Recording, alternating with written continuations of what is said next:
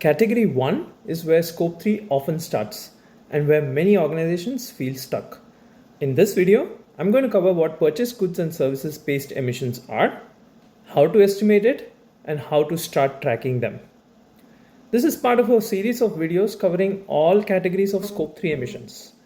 If you like this, please show me your support and let me know what else to include in the comments. Okay, so what are Scope 3 Category 1 emissions? Category 1 captures the upstream emissions from the goods and services you buy in the reporting year. It could be from extraction, processing, manufacturing, and upstream transport up to your gate. It excludes capital goods, and that's Category 2, but it does include things like packaging, components, contract manufacturing, and many services like cleaning, IT, or even marketing. Let me try and explain this through two examples. First example, a packaging company buys cardboard boxes, labels, and adhesives. The emissions associated with box production, printing, and adhesive manufacturing all sit in Category 1. As a second example, for an events management company, the emissions associated with materials, food preparation, and professional services would fall under this category. Does this make sense? Let me know if you have other examples in the comments. So how do you go about calculating these emissions? The GSG protocol recommends three methods. Number 1, spend-based. This is the fast and coarse method. Use your procurement spends by category and multiply it by an emission factor per currency. You usually pick up this factor from EEIO or Environmentally Extended Input-Output tables. Such a mouthful. But these tools are used to evaluate the linkages between economic activities and environmental impacts such as land use, water use, air pollution, etc. As you can see, in terms of coverage, this might be good, but in terms of precision, they might be limited. Number 2, activity-based. Here's where you would use physical quantities. Could be kilogram of resin, meter square of board, units of packaging, and multiply it by a material process factor, which you can get from databases such as EcoInvent. And 3, supplier specific, which is best in terms of quality, but probably the most difficult to get data for. Here, you use supplier primary data.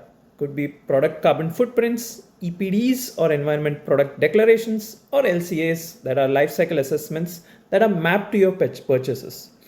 Do note, if you go for this method, focus on the top supplier and categories in the beginning. It's very easy to get into a rabbit hole in your quest for perfect data.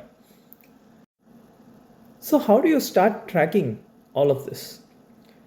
Here's a way to get moving. 1. Pull 12 months of your procurement spend grouped by category and vendor. 2. Tier your suppliers by spend and impact, and focus on tier 1 suppliers first. 3. Build a small factor library. You start with spend base in the beginning and then move on to activity and supplier data for top items as you start getting the information from them. Number 4, send a light first ask to your priority suppliers. Questions such as, can you share your activity data in kilogram per units for these SKUs or a product carbon footprint or an EPD?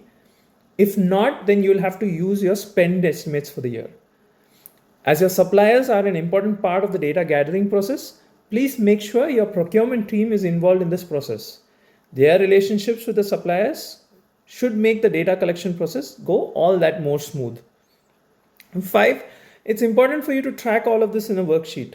A simple worksheet in the beginning would suffice, with category, supplier, method used, data source, owner, and update cadence.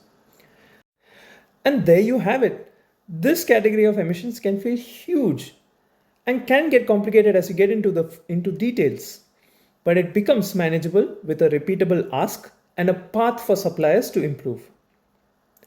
Like I mentioned earlier in this video, this is part of a series of videos on Scope 3 emissions that I am releasing. Please let me know in the comments if you found this useful and what can be improved. Thank you for your time and all the best in your quest to calculate your Scope 3 emissions.